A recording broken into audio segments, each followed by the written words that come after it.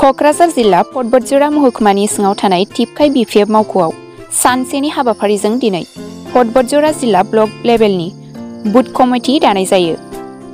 बे जथुमनाय मेलनि आफादगिरिनि बिबान लाना सामलायो पटबर्जरानि एमसिएलए मानगोनां मनमोहन ब्रह्म बिथाङा। लोगोसे पटबर्जरानि गासै सेलनि आफादगिरि नेहाथारि आरो प्राइमारिनि आफादगिरि नेहाथारि आरो ब्लकनि आफादगिरिजों लोगोसे गासिबो सोद्रोमाफोरा नुजाथिनायखौ नुनो मोनो। मख'नो गोनांदि ओनसोलारि सुबुंजों मोजां खामानि मावफुंनो हानाय बायदि भट सेन्टारफोराव बुथ कमिटि दानायनि सायाव सावरायनाय जायो होनना बिबुंथियाव मख'बावो।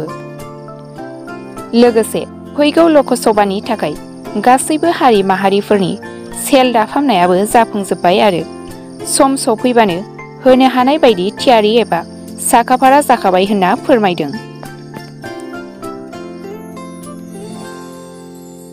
जोङो तारमाने थांनाय एग्जिकिउटिभनि सिद्धान्त मथे सेन्ट्रेल कोअर्डिनेटर्स कमिटि मोनसे दानाय जादों आरो ब्लक लेभेलनि जिल्ला लेभेलनि जितु भट कमिटि बेफोरखौ जों दानायनि दायित्वखौ लानानै फैदों। दिनै बेयाव पटबर्जरा डिस्ट्रिक्टआव जोङो भट कोअर्डिनेटर्स कमिटि मोनसे दाबाय।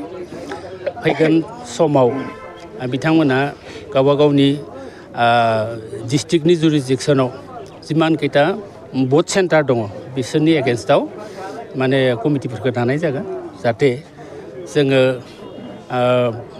माबायाव इलेक्सनाव खोब थाबैनो रायजोफोरजों जगाजग खालामनो हायो। तृणमूल पर्यायनि भटार्सफोरजों जों जाहाथे जग बिनिमय खालामनो हायो बेनि कारणे बे प्रसेसखौ लानाय जायो जरलिफालनिफ्राय नांगासिनो दङ। नोंथांमोनाबो मिथिदों जोङो बिभिन्न पर्यायनि सांगठनिक मोनसे माबाखौ समाधान खालामबाय। जयनिं प्रग्राम थांबाय जोंहा दा कोअर्डिनेसन कमिटिया नै दा माबाफोरखौ भट कमिटिफोरखौ दानाय जागोन। बेबायदिनो जोङो सेल कमिटिफोरखौ दानाय जाजोब्बाय जोंहा गासै जनगोष्ठीफोरनि गेजेराव। स' जों पुर्ण प्रस्तुति जों माने इलेक्सन फैब्ला गाबोन जुदि इलेक्सन फैब्लाबो जों माने जय जागोन बे मोनसे कनफिडेन्सआव दोङो आरो जों सेखाफारा जाखाजोब्बाय जों।